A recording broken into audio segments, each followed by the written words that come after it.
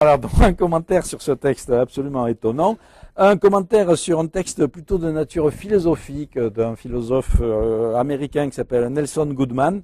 Alors donc notre collègue Aurélien Barraud, brillant physicien, est fasciné également, qui a une thèse de philosophie, est fasciné par ça, parce que Nelson Goodman, qui a écrit un texte qui s'appelle La manière de faire des mondes, et on peut mettre ça plus ou moins en rapport avec l'hypothèse des multivers, ces fameuses hypothèses qui émergent des nouvelles approches, soit de la gravité quantique à boucle, des théories des cordes, tout un ensemble de choses comme ça.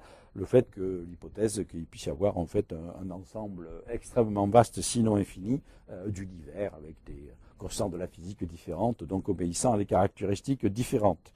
Il y a un texte sur le fameux Eureka de Edgar Poe que j'ai fait, donc j'en dirai un peu plus tout à l'heure, suivi dans notre texte dont je me suis occupé, un texte extraordinaire de poésie, de pure poésie, mais génial, qui s'appelle La petite cosmogonie portative de Raymond Queneau.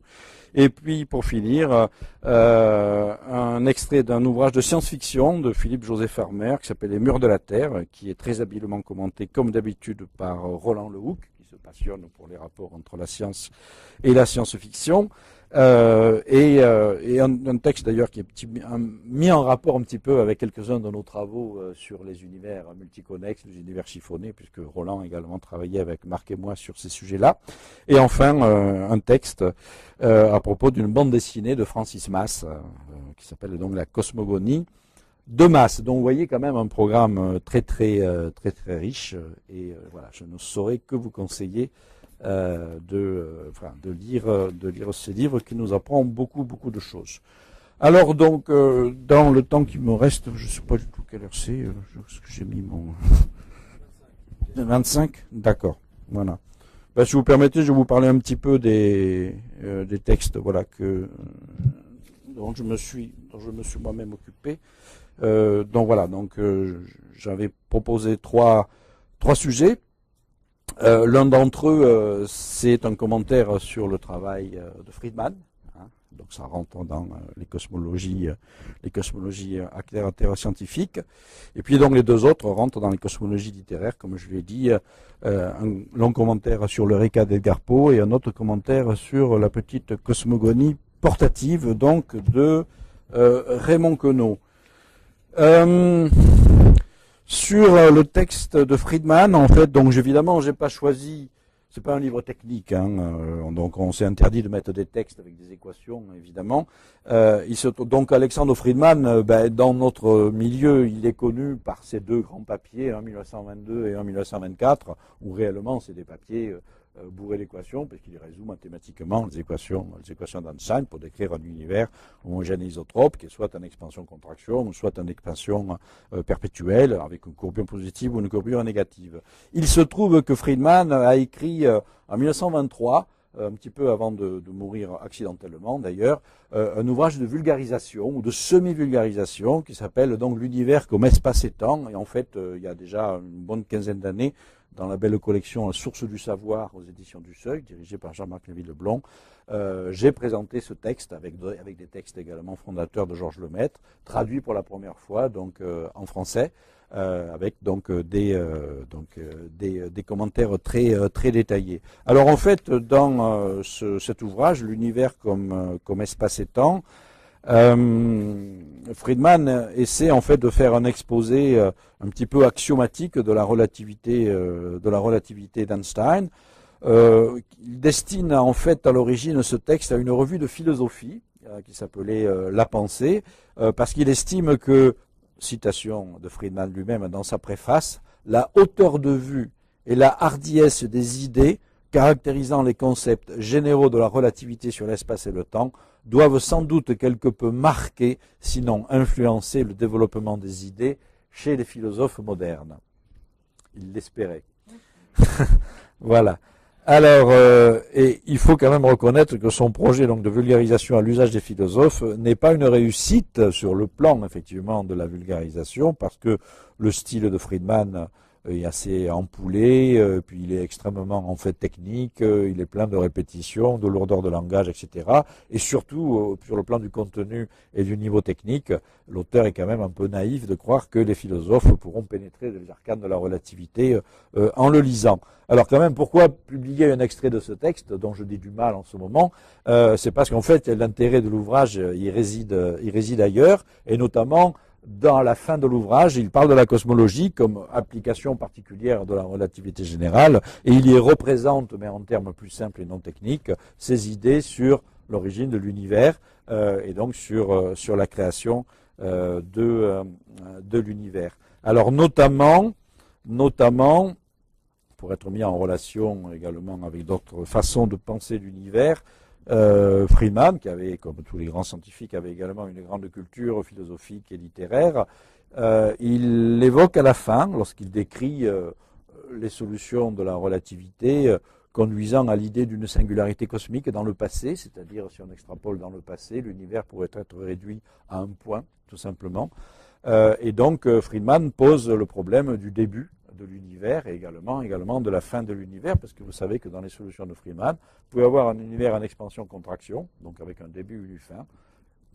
Ce sera plus tard appelé le Big Bang et le Big Crunch, ou alors un univers en expansion monotone, en expansion perpétuelle, ou éventuellement en expansion perpétuelle accélérée, ce qui semble être le cas de l'univers actuel, enfin en tout cas selon les dernières mesures. Friedman avait une préférence, comme d'ailleurs beaucoup de cosmologistes qui vont suivre immédiatement, pour un univers en expansion-contraction, c'est-à-dire un univers fermé et fini, mais avec des cycles, c'est-à-dire un univers qui rebondirait au lieu de s'annihiler dans le Big Crunch, ce que suggérerait la relativité, qui n'est pas capable effectivement de décrire les singularités, imaginer des choses physiques inconnues qui permettraient un rebond et donc un univers en quelque sorte cyclique. Donc c'est une idée qui plaisait beaucoup. Et donc Friedman se réfère justement au cycle d'existence des cosmogonies hindoues. Parce qu'on y trouve évidemment ces idées de concept d'univers cyclique et oscillatoire. Alors par exemple, chez les hindous, chaque cycle d'univers, qu'on appelle un kalpa, ou un jour de Brahma, le Brahma, voilà, ça dure 4320 millions d'années, c'est-à-dire 4,3 milliards d'années. Ça, c'est un jour de Brahma. À noter que c'est très proche de l'âge de la Terre, c'est-à-dire de l'âge du système solaire. Ensuite, c'est pas tout, c'est pas l'âge de l'univers, ce n'est qu'un jour de Brahma. Après, il y a Vishnu, celui qui contrôle tout ça. Lui, il vit 100 années cosmiques qui contiennent chacune 360 jours de Brahma. Ça commence à faire beaucoup. Et après, il faut 36 000 cycles pour que le monde arrive à sa fin et que survit seul l'esprit. Et puis après une période de temps qui, elle, n'est pas calculée et mesurée, le monde recommence. Voilà, le monde est à nouveau pensé par le Dieu. Voilà. Donc en tout, un cycle complet, ça fait 150 trillions d'années terrestres. Ça fait beaucoup. Voilà. Bien. Donc ça, c'est des cosmogonies hindoues. Et puis surtout, donc Friedman va lancer cette notion extrêmement dérangeante en son temps, peut-être encore aujourd'hui, de création du monde à partir de rien. C'est vraiment l'expression qu'il utilise, la création du monde à partir de rien, qui évidemment, une fois lancé dans le champ de la cosmologie scientifique, va susciter beaucoup de remous et de malentendus, et va bloquer psychologiquement la plupart des physiciens, Einstein au premier rang, etc. Et il faudra donc le mettre et beaucoup d'autres travaux pour commencer à faire admettre cette idée d'une création du monde à partir de rien, même si le terme création, il faut s'en méfier, il n'y a pas de création, parce que l'idée de création évoque l'idée d'un créateur, donc c'est plutôt une origine singulière du monde, et à partir de rien, le rien aujourd'hui, c'est plutôt peut-être le vide quantique, qui n'est pas rien du tout, puisque c'est bourré d'énergie. Bien, toujours est-il que les choses sont posées ainsi. Et puis Friedman, il discute également l'âge de l'univers. Alors pour ça, il faut quelques données astronomiques. En son temps, on n'en a quasiment pas, ou il en a très peu. Surtout que lui, quand même, il est à Saint-Pétersbourg. Il n'a jamais pu sortir de son pays. Donc il est quelque peu isolé. Donc il n'a pas toutes les informations astronomiques de dernière main. Mais d'après ce qu'il lit, il estime quand même que l'âge de l'univers, c'est-à-dire le temps écoulé, comme il le dit depuis la création du monde, est de l'ordre d'une dizaine de milliards d'années. Ce qui est quand même une anticipation tout à fait proche des valeurs actuelles qui, comme vous le savez, estiment l'âge, entre guillemets, de l'univers à 13,8 milliards d'années. Et puis l'une des originalités également du travail de Friedman, c'est de mentionner pour la première fois l'indétermination des équations d'Einstein pour décrire la forme globale de l'univers, c'est-à-dire la topologie, précisément le sujet sur lequel on a beaucoup travaillé avec Marc Roland Lehoucq, Jean-Philippe Usan et Alain Riazuelo, c'est-à-dire qu'en fait pour une solution donnée donnant la géométrie locale de l'univers, solution des équations d'Einstein, on a plusieurs topologies globales, c'est-à-dire plusieurs organisations à grande échelle globale, des univers qui peuvent être finis ou infinis, tout en ayant localement la même métrique. Et donc ces aspects topologiques sont présentés pour la première fois par Friedman, qui imagine même qu'il puisse y avoir des images fantômes à partir du moment où on a un univers dit multiconnexe, c'est-à-dire reconnecté sur lui. Évidemment, il ne peut pas aller plus loin et il faudra attendre les années 90 pour que le terme de cosmologie cosmique, topologie cosmique, que nous avons fondé avec Marc dans un article de 1995, devienne une branche à part entière de la modélisation cosmologique. Voilà, pour Friedman. Alors, maintenant, deux textes dont il est moins évident, qu'il est moins évident de commenter, parce que donc ce sont des textes littéraires. Eureka, de Edgar Poe, pour commencer, puis après la petite cosmogonie portative de Raymond Queneau. Alors Eureka date de 1848. Donc Edgar Poe, évidemment, c'est ce immense écrivain américain, auteur de nombreuses nouvelles fantastiques, les fameuses histoires extraordinaires, également auteur de poésie. Et à la fin de sa vie, à nouveau, il a écrit un texte disons, de vulgarisation, où il expose ses propres idées. Il était féru, évidemment, d'astronomie, de cosmologie, etc. Il avait lu un petit peu tout ce qui se faisait en son temps, enfin, en tout cas, tout ce qu'il était apte à comprendre. Il a intégré tout ça dans une vision extrêmement personnelle, assez originale, avec pas mal, quand même, de délire mystico-spirituel, mais avec des petites perles qui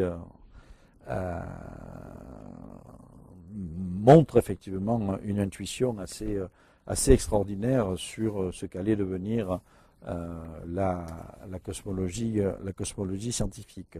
Alors vous savez que c'est Edgar Poe qui est quasiment l'inventeur du roman policier, puisque dans certaines de ses nouvelles, comme Double assassinat dans la rue Morgue, etc., l'enquête est faite par le Chevalier Dupin, qui est un petit peu l'ancêtre de Sherlock Holmes ou d'Hercule Poirot, etc. Il utilise son raisonnement, sa déduction pour découvrir, effectivement, pour résoudre les énigmes. Alors d'une certaine façon, Eureka, qui se présente quand même sous la forme d'un essai, le sous-titre d'Eureka, c'est « Essai sur l'univers matériel et spirituel, virgule, poème en prose ».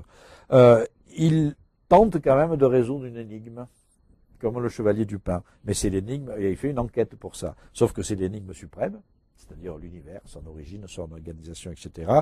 Et l'enquêteur, c'est lui-même, c'est Edgar Poe. C'est l'auteur lui-même. Alors donc, le mystère qu'il veut élucider, donc je cite, c'est l'univers, avec des majuscules. Il met plein de majuscules Edgar Poe. Donc c'est un peu emphatique.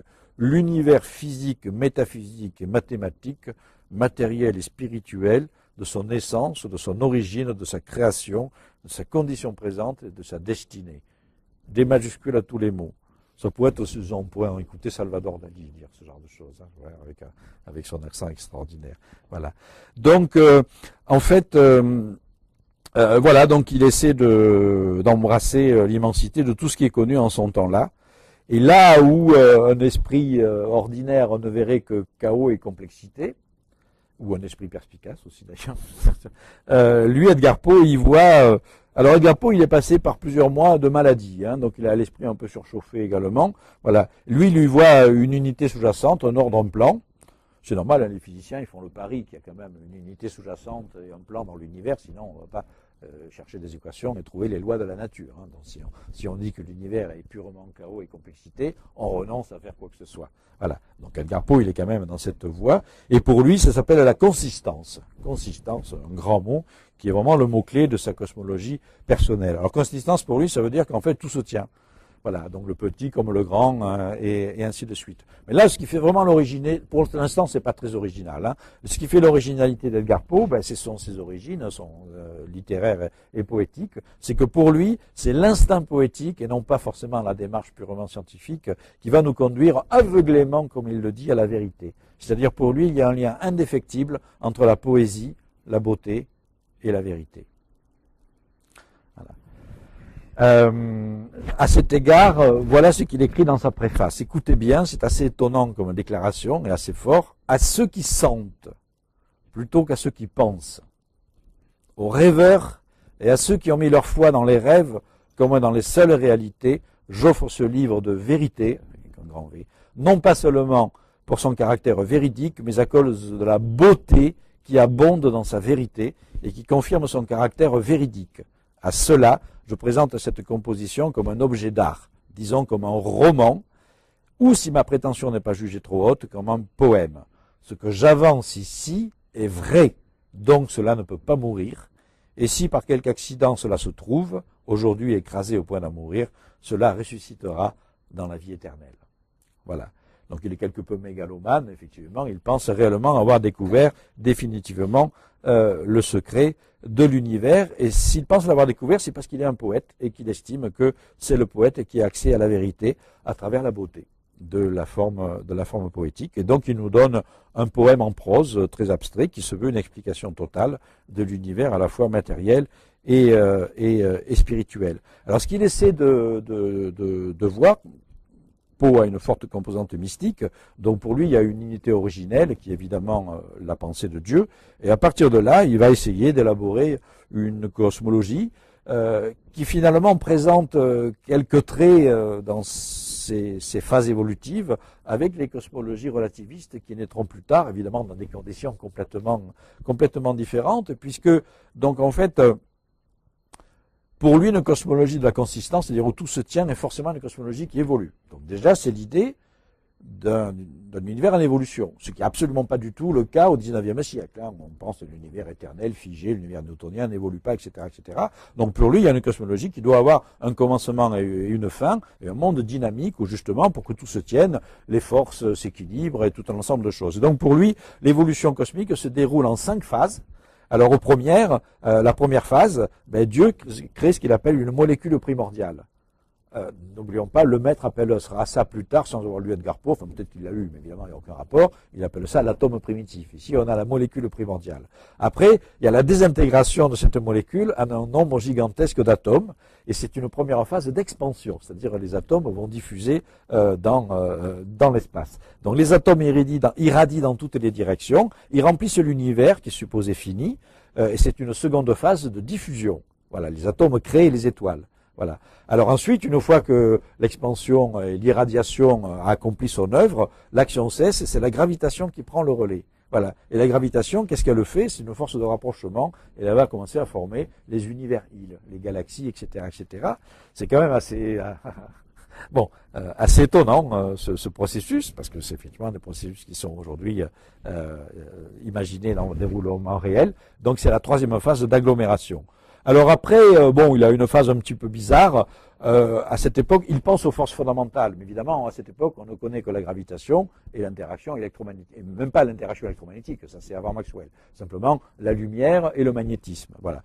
Et la répulsion électrique. Donc il fait intervenir la répulsion électrique. Voilà. Qui prend le dessus sur la gravité. Voilà. Et donc après, avec l'équilibre de ces forces, on a la différenciation, c'est-à-dire voilà. Et donc cette phase s'appelle multiplicité et variété, c'est-à-dire grâce à la différenciation, tout devient animé, sensible, conscient, etc., etc. Et donc tous les processus de la physique, de la chimie, de la biologie ont lieu. Et enfin, il imagine forcément une fin de tout cela, qui est une phase d'effondrement et d'annihilation.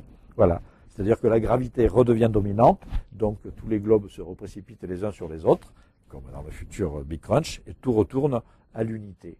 Et comme dans les récits cosmogoniques hindous, et comme un peu plus tard, Friedman le fera, Poe imagine que forcément, ça ne s'arrête pas là, et que ça recommencera.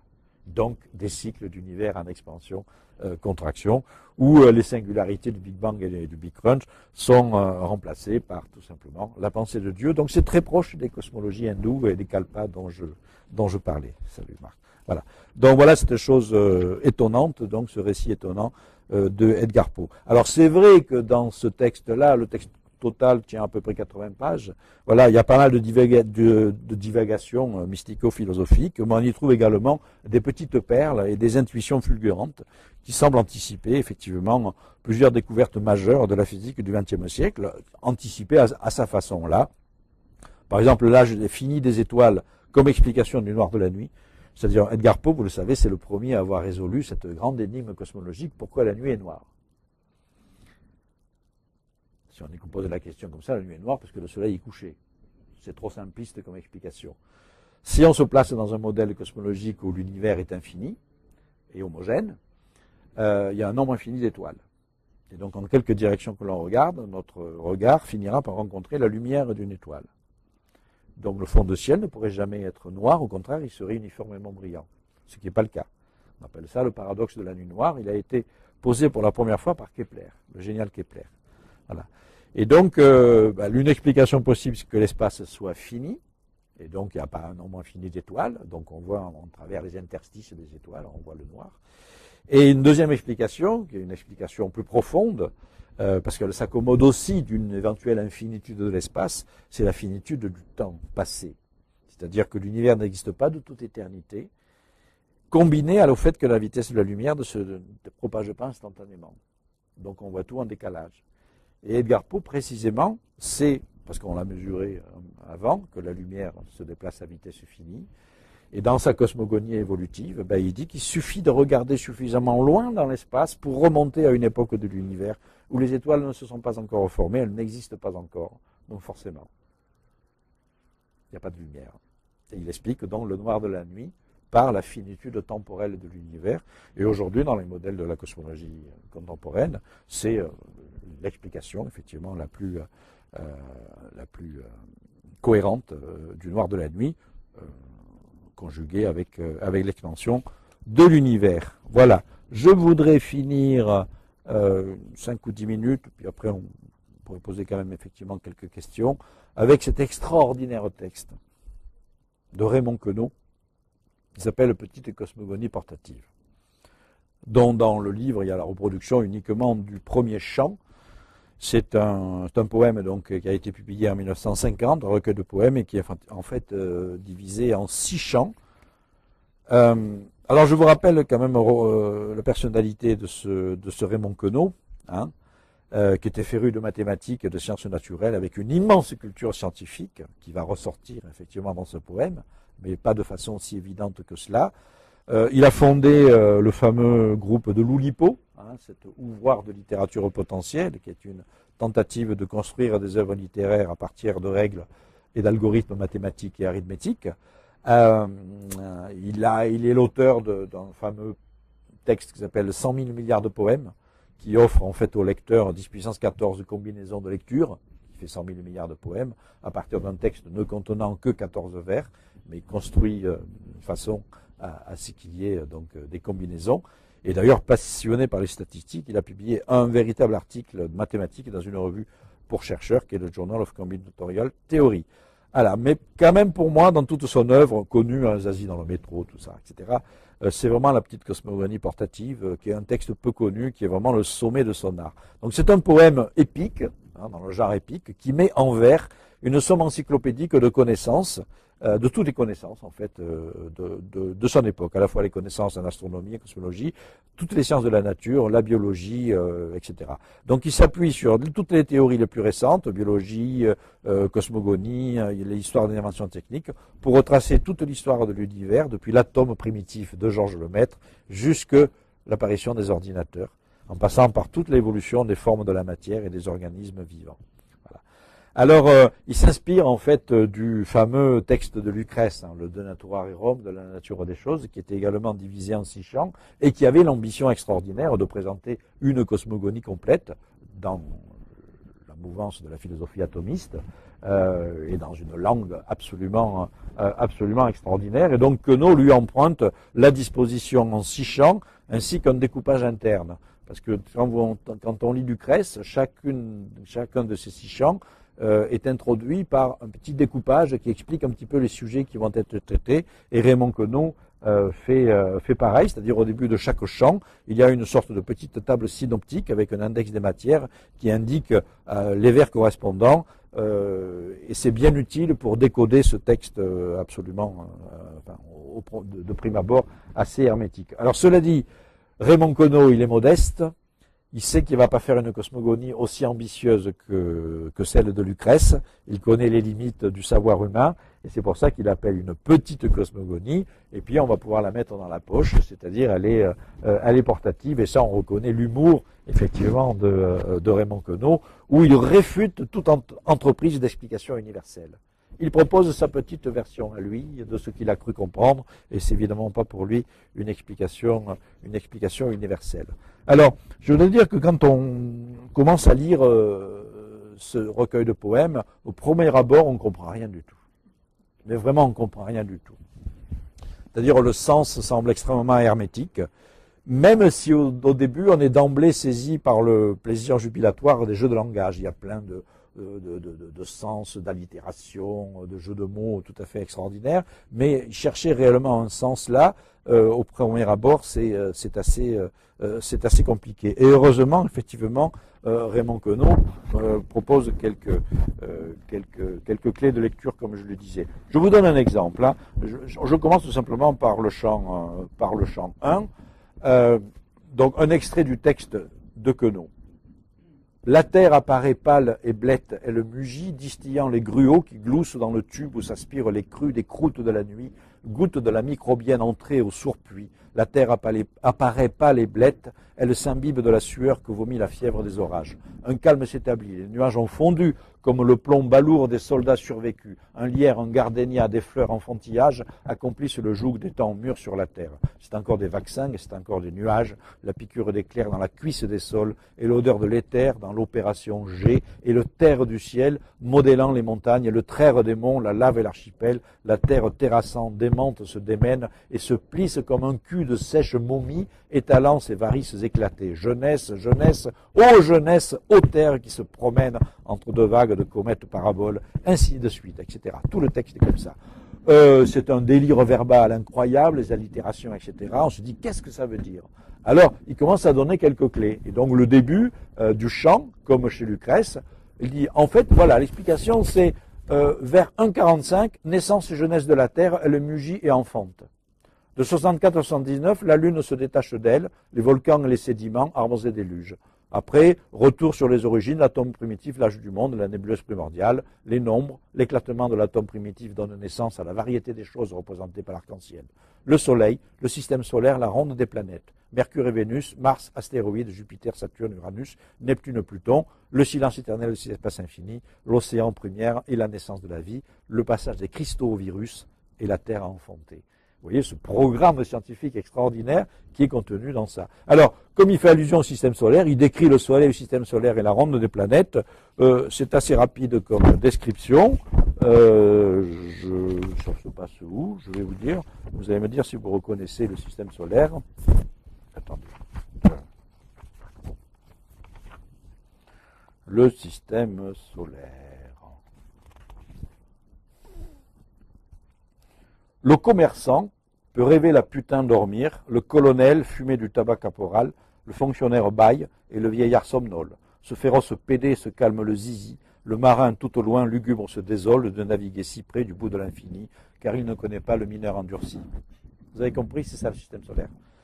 Je répète, le commerçant, c'est Mercure évidemment, peut rêver la putain, Vénus, dormir. Le colonel, c'est Mars, la guerre.